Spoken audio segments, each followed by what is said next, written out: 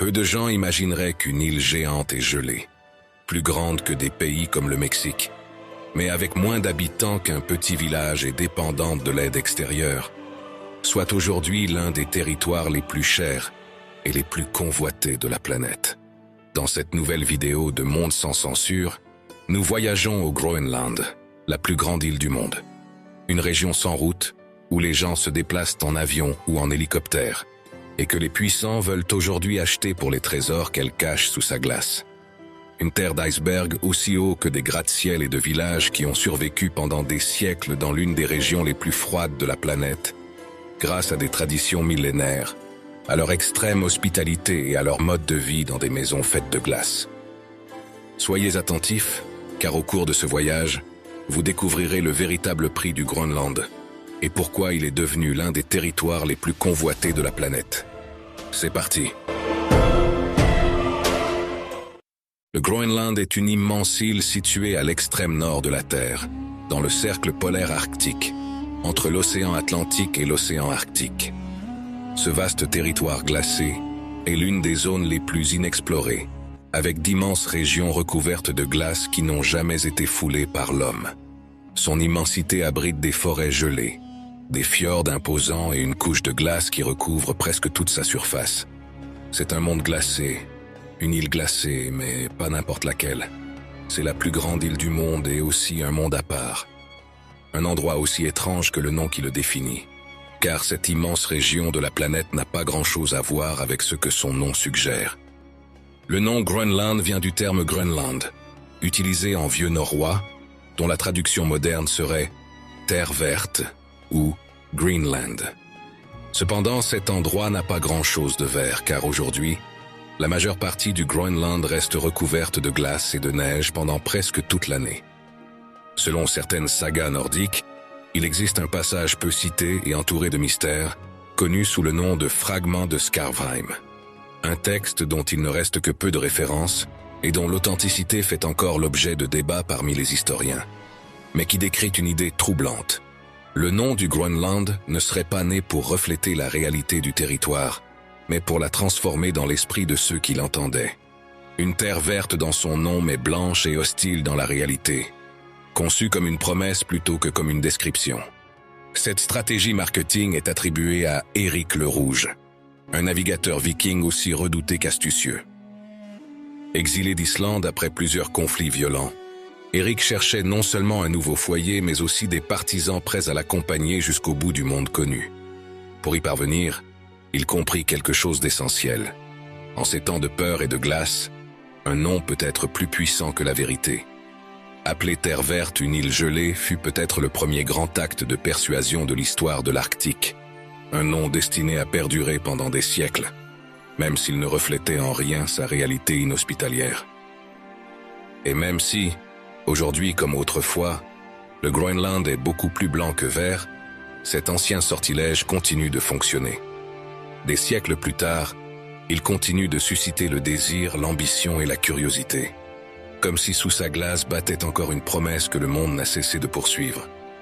Le Groenland n'est plus seulement une île recouverte de glace et de neige, ni un projet marketing du viking Éric le Rouge. Sa situation au cœur de l'Arctique en a fait un point d'intérêt de plus en plus fort pour les nations de tous les continents, les explorateurs, les scientifiques, les marins et les stratèges. Là où l'immensité blanche semble infinie, le monde a commencé à voir bien plus que de la glace, découvrant des possibilités qui n'existaient auparavant que sur les cartes et dans l'imagination des explorateurs. Peu de gens savent que le dégel progressif de l'Arctique, conséquence du réchauffement climatique, est en train de transformer radicalement cette région. La banquise, autrefois impénétrable, recule, laissant apparaître des routes maritimes qui pourraient changer la façon dont le monde commerce. Et ces nouvelles routes maritimes sont l'un des trésors que les puissances mondiales veulent désormais contrôler. Parmi ces routes, plusieurs voies émergentes existent, comme le passage du Nord-Ouest, qui longe l'extrémité nord de l'Amérique du Nord et relie l'océan Atlantique à l'océan Pacifique. Une route centrale, connue sous le nom de route transpolaire, est également à l'étude. Elle traverserait l'Arctique d'un bout à l'autre en évitant les eaux territoriales des États côtiers. Et dans le même temps, plus au nord et près du Groenland, d'autres options de navigation vers l'Europe et l'Asie s'ouvrent. Mais naviguer dans ces eaux n'est pas aussi simple que de tracer une ligne sur une carte. Même si la glace recule, les navires qui s'aventurent dans l'Arctique ont besoin d'une technologie de pointe, de coques renforcées et de systèmes de navigation extrêmement précis pour ne pas disparaître entre des blocs de glace géants qui se déplacent sans prévenir. Dans des endroits comme le fjord d'Ilulissat, d'énormes icebergs de la taille de gratte-ciel se détachent constamment du glacier et avancent lentement vers le large, rendant la navigation très difficile. Ces nouvelles voies commerciales pourraient réduire considérablement les distances et les temps de transport. Par exemple, la connexion entre l'Europe et l'Asie via l'Arctique permettrait de gagner des kilomètres et des jours de navigation par rapport aux routes traditionnelles telles que le canal de Suez ou celui de Panama. Cela signifie une consommation de carburant moindre, des coûts réduits et un accès plus rapide à des marchés éloignés. Et tout n'est pas que glace visible à la surface.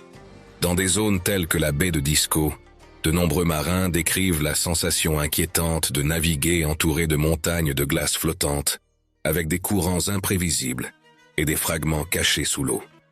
Une erreur de calcul dans ces eaux peut être fatale, même pour les navires les plus modernes. Et ce n'est pas seulement que ces nouvelles routes sont plus courtes. Grâce au dégel, beaucoup d'entre elles sont navigables pendant des périodes de plus en plus longues de l'année, ce qui était impensable il y a quelques décennies. Ce changement a suscité l'intérêt de pays disposant d'énormes flottes commerciales, comme la Chine, qui a commencé ces dernières années à parler de ce qu'elle appelle la route de la soie polaire.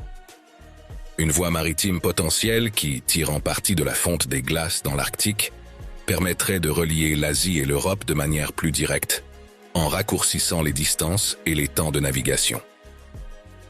Dans certains rapports, cette idée a également été surnommée de manière informelle le corridor boréal bleu, une expression qui résume bien la vision d'un nouvel axe maritime traversant les eaux glacées du Nord. Cependant, pour que ce corridor se consolide, il ne suffit pas que la glace recule.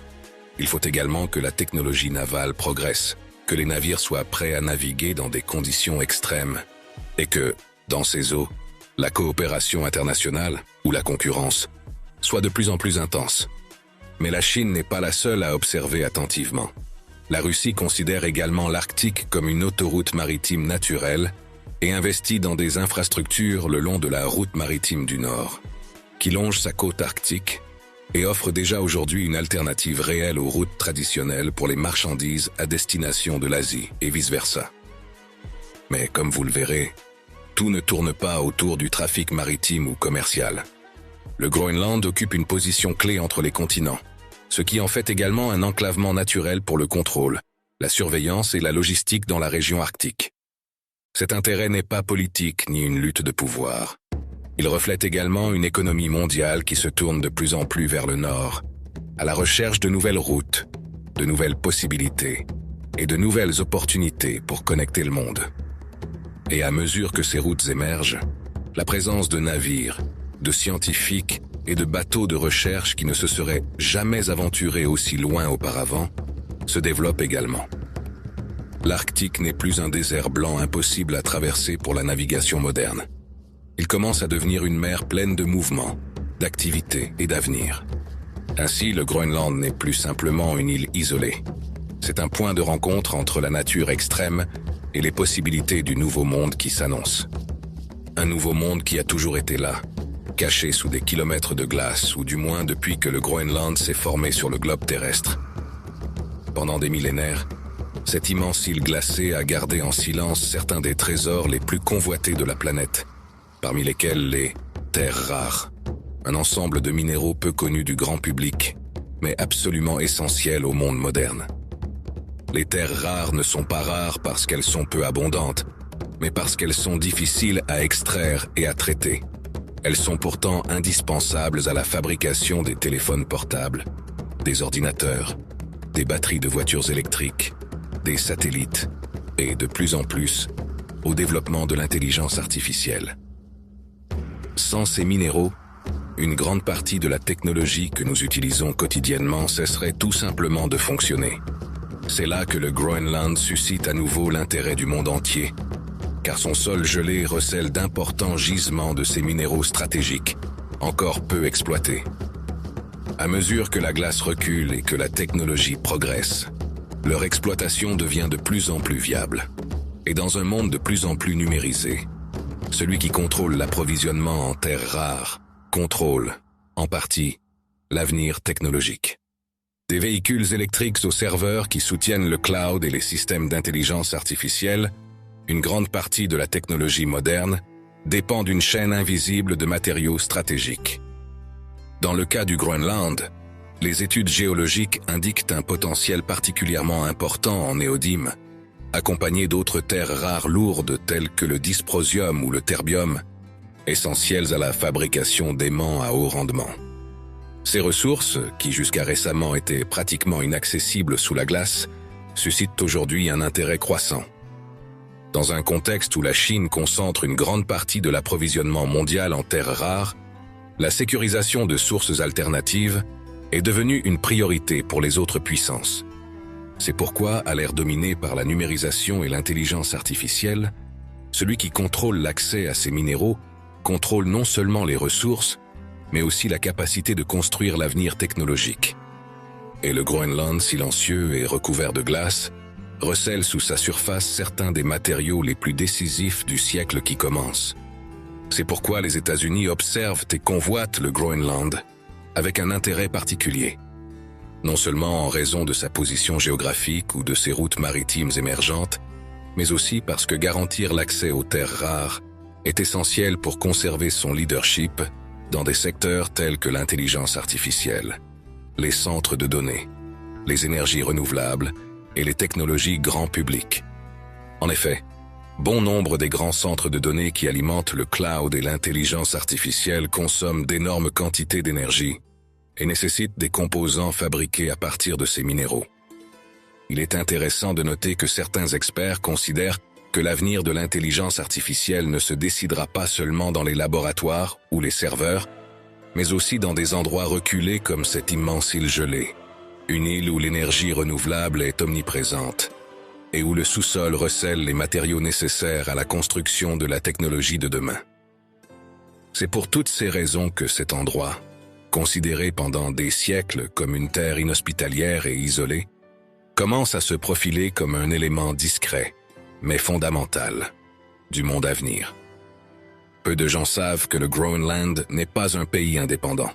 Bien que beaucoup l'ignorent, cet immense territoire glacé fait partie du royaume du Danemark, dans le cadre d'une relation spéciale d'autonomie gouvernementale, ce qui signifie que le Groenland gère bon nombre de ses affaires internes, mais continue de dépendre économiquement du Danemark pour soutenir une grande partie de son système social.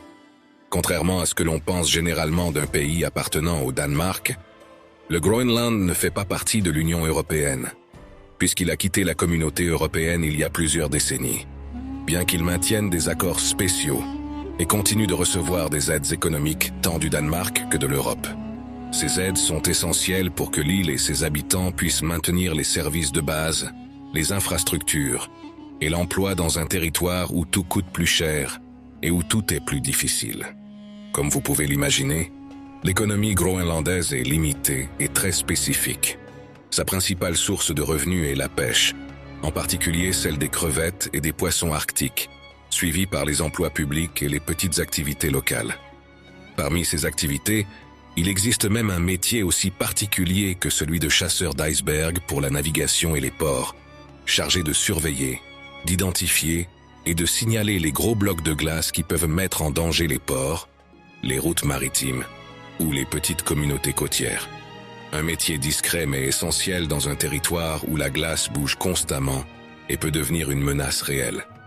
De ce fait, cette immense île gelée ne pourrait pas survivre facilement sans aide extérieure. Une réalité qui soulève une question que beaucoup se posent en silence et qui a beaucoup à voir avec la réalité de cette vidéo. Le Groenland pourrait-il vivre mieux sous un autre modèle de gouvernement? Serait-il mieux protégé s'il recevait davantage d'investissements extérieurs?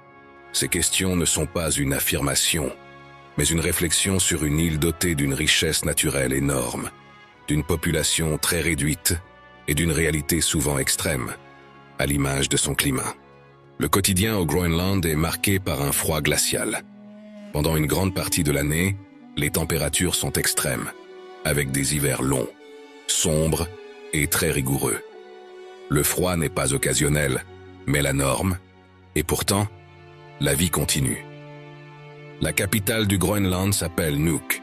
C'est une petite ville colorée et étonnamment moderne pour son environnement. Une partie importante de la population du pays y vit, entourée de montagnes, de mers et de glaces, dans un paysage qui semble figé dans le temps. L'une des réalités les plus surprenantes et qui complique également la vie quotidienne est l'isolement extrême. Le Groenland a une superficie de plus de 2 millions de kilomètres carrés, supérieure à celle de pays comme le Mexique, mais avec seulement 57 000 habitants, soit moins que des villes comme Ibiza. Sur un territoire de cette taille, il n'existe aucune route reliant les villes entre elles. Chaque communauté vit pratiquement isolée, de sorte que pour se déplacer, même si cela peut paraître étrange, la population dépend de petits avions, d'hélicoptères ou de bateaux, et dans les zones rurales, de traîneaux tirés par des chiens huskies. Ce manque d'infrastructures se reflète également dans les soins médicaux. Bien qu'il existe des centres de santé et quelques hôpitaux régionaux, il n'y a qu'un seul hôpital central réellement équipé, situé dans la capitale Nuuk, où doivent être transférés les patients les plus graves depuis n'importe quel point de l'île. En cas d'urgence dans une zone reculée, la seule option est généralement l'évacuation aérienne, qui dépend des conditions météorologiques extrêmes, de l'obscurité hivernale et des distances énormes. Un transfert qui peut prendre des heures, voire des jours, dans un endroit où le froid et le temps jouent en votre défaveur. C'est pourquoi vivre au Groenland signifie accepter une réalité très concrète. Un territoire immense et magnifique, riche en ressources, mais aussi isolé, désolé et extrême, où l'aide est parfois aussi lointaine que son horizon glacé. Et c'est précisément cette contradiction qui rend presque impensable le prix que certains pays sont prêts à payer pour cet endroit.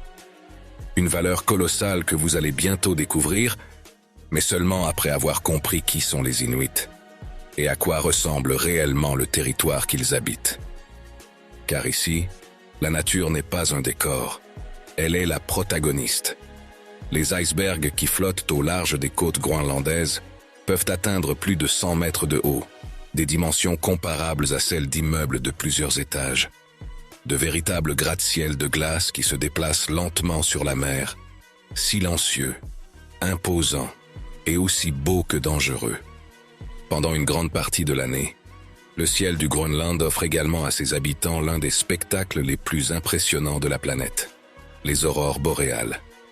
Des lumières vertes, violettes et bleues qui illuminent la nuit arctique et transforment le paysage en quelque chose de presque irréel. Et même si cela peut sembler contradictoire, le Groenland n'est pas seulement fait de glace. En été, des toundras, des vallées et des zones vertes apparaissent et fleurissent, faisant honneur au nom que lui ont donné les anciens Vikings, pendant quelques semaines de lumière presque continue, où la nuit disparaît complètement, une saison connue sous le nom de jour polaire. Mais pour vraiment comprendre le Groenland, il faut parler de ses habitants. Plus de 88% de la population est inuite, un peuple autochtone de l'Arctique qui habite ces terres depuis des milliers d'années.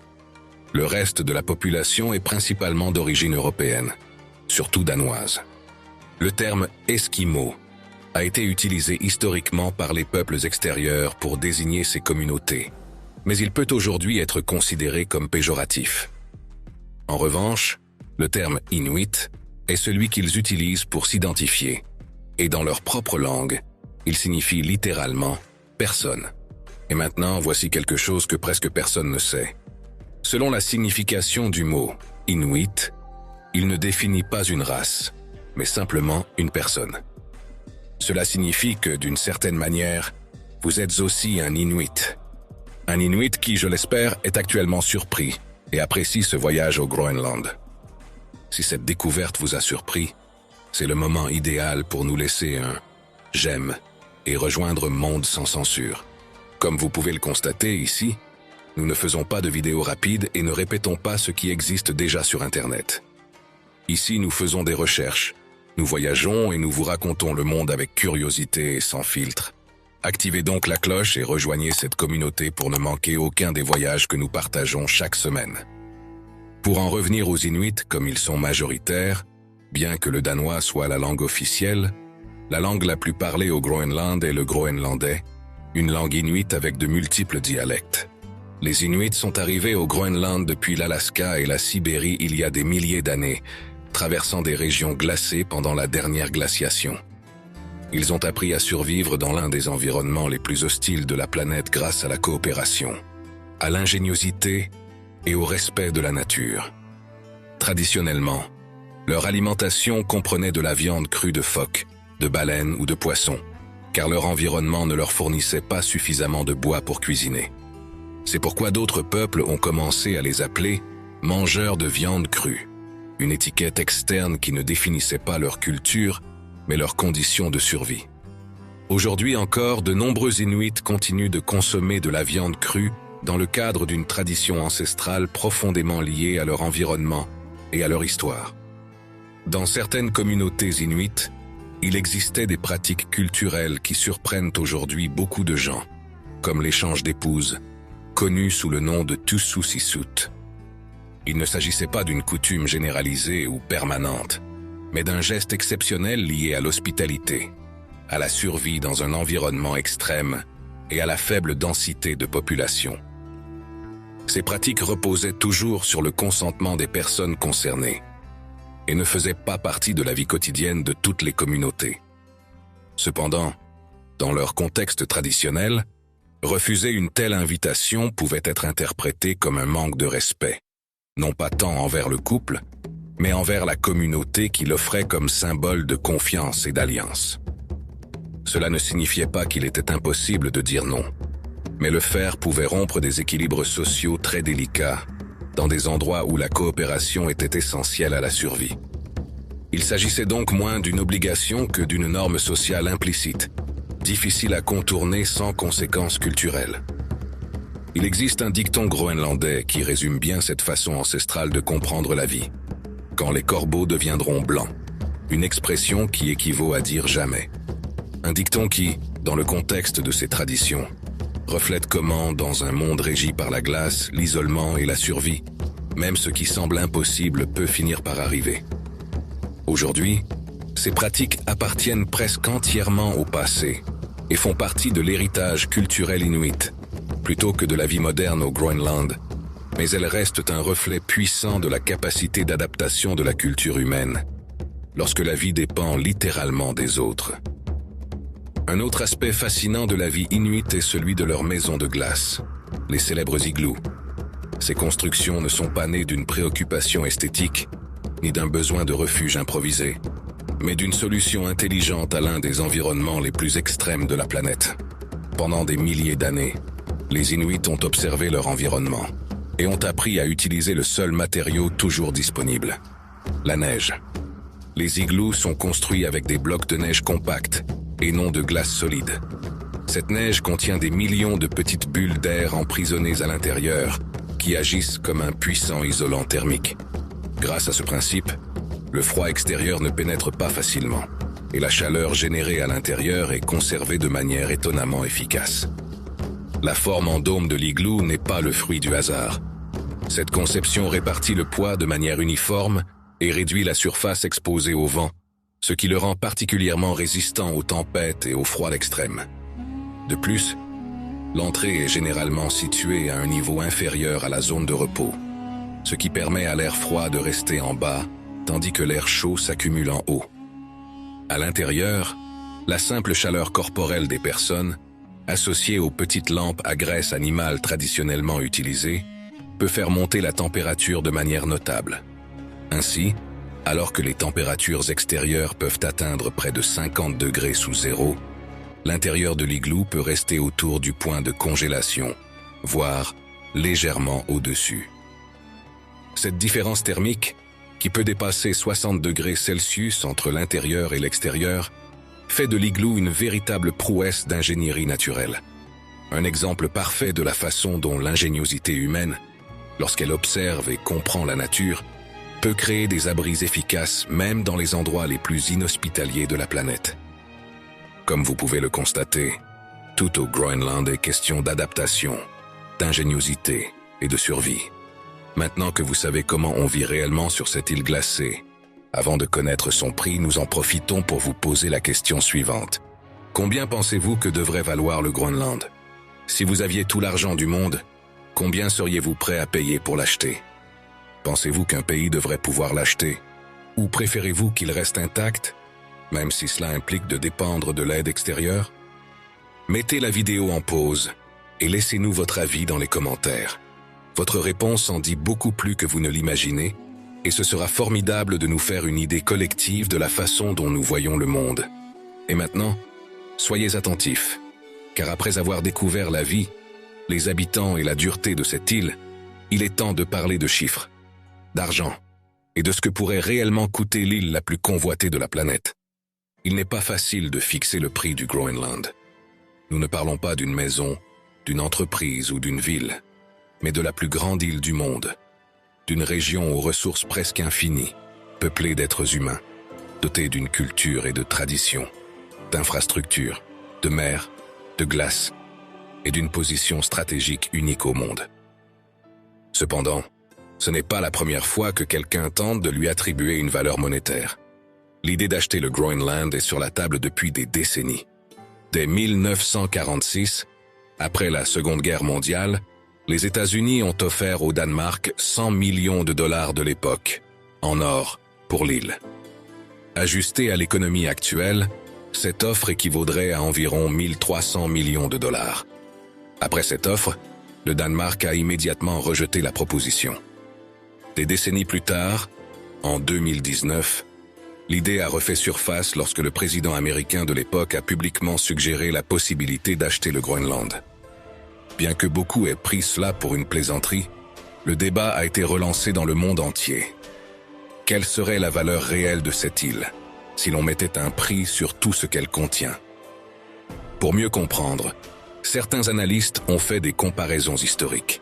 Par exemple, l'Alaska a été acheté par les États-Unis au 19e siècle pour un montant qui équivaudrait aujourd'hui à un peu plus de 100 millions de dollars.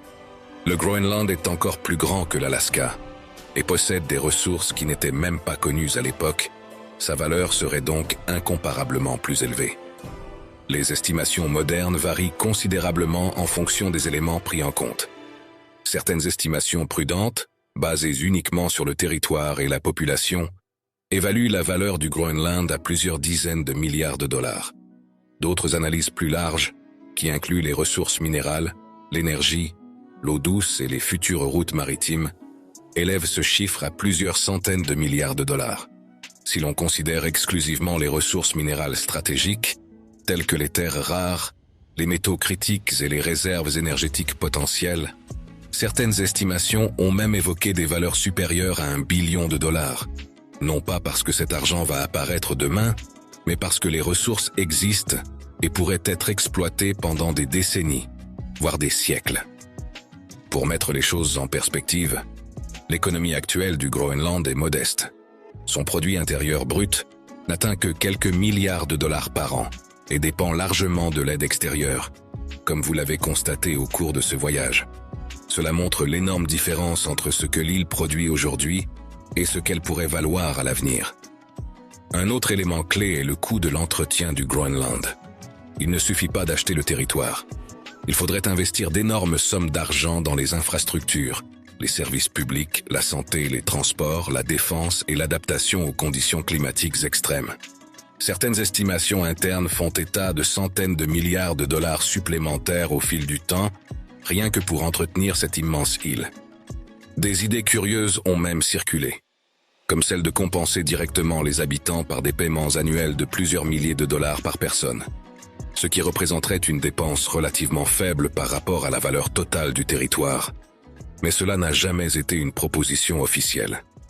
Aujourd'hui, le Danemark consacre chaque année une somme très importante au soutien du Groenland, ce qui montre que vivre sur cette île a un coût constant et élevé, même sans exploiter ses ressources. À tout cela s'ajoute un autre facteur clé. Le Groenland n'est pas une île particulièrement protégée. Son immensité, sa faible population et le manque d'infrastructures rendent une grande partie de son territoire difficile à surveiller, et à contrôler. Avec la fonte accélérée de la banquise arctique, de plus en plus de routes maritimes sont libres de glace pendant une grande partie de l'année, et de plus en plus de navires sillonnent ces eaux qui sont restées inaccessibles pendant des siècles. Cela a suscité l'intérêt de nombreux acteurs internationaux, qui ne se contentent plus d'observer le Groenland à distance, mais qui l'entourent, l'étudient et le traversent. Dans un monde où le contrôle des routes, des ressources et des positions stratégiques est de plus en plus important, ce manque de protection efficace soulève une question troublante. L'île et sa population pourraient-elles être exposées si quelqu'un décidait d'exercer son pouvoir sur elle? Dans ce contexte, l'idée de vendre le Groenland, ou du moins de redéfinir son statut et sa protection, cesse de sembler folle pour devenir un débat complexe. Il ne s'agit peut-être pas seulement d'argent, mais aussi de garantir la sécurité, la stabilité et le contrôle face à un monde de plus en plus compétitif. À tout cela s'ajoute le fait qu'une grande partie de la valeur du Groenland reste potentielle. Une grande partie de ses richesses se trouve sous des kilomètres de glace, dans des zones sans route, sans ports adéquats et sans infrastructures de base. Transformer ce potentiel en richesse réelle prendrait des décennies et nécessiterait des investissements colossaux. De plus, il existe des contraintes environnementales très strictes.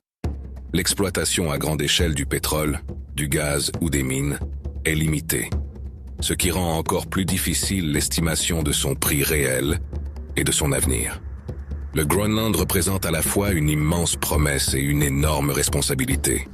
C'est pourquoi, lorsqu'on parle du prix que les États-Unis ou un autre pays seraient prêts à payer pour le Groenland, on ne parle pas d'un chiffre concret et définitif. On parle de fourchettes, de scénarios et de paris à long terme. Ce qui semble clair, c'est que toute offre sérieuse devrait s'élever au minimum à des dizaines de milliards de dollars et probablement beaucoup plus si l'on tient compte des ressources stratégiques et de l'avenir de l'Arctique. Et nous arrivons à la grande question finale. Pensez-vous que le Groenland serait mieux protégé et pris en charge sous le contrôle d'une grande puissance, avec plus d'infrastructures, plus d'investissements et plus d'opportunités pour ses habitants?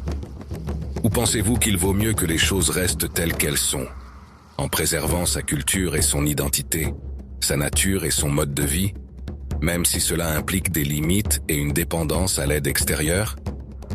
Maintenant que vous connaissez ses habitants, leur dureté, leur beauté et leurs valeurs réelles, répondez à nouveau en toute sincérité, même si votre réponse est différente de la première. Voudriez-vous vendre le Groenland ou le protéger tel qu'il est? Laissez-nous votre réponse dans les commentaires. Comme vous pouvez le constater, elle n'est peut-être pas la même que celle que vous auriez donnée au début du voyage. C'est pourquoi découvrir le monde avec Monde sans censure est une expérience à ne pas manquer. Nous espérons que ce voyage au Groenland vous a permis de le voir sous un autre angle. Si vous êtes arrivé jusqu'ici, vous faites déjà partie de cette communauté et de ceux qui aiment découvrir le monde autrement. Si vous avez aimé, la meilleure façon de nous soutenir est de nous laisser un « j'aime » et de partager votre opinion dans les commentaires. Et maintenant, ne partez pas. La vidéo ci-dessous poursuit ce voyage et vous emmènera dans un autre endroit du monde où rien n'est exactement comme il semble. Cliquez et continuons à découvrir la planète ensemble.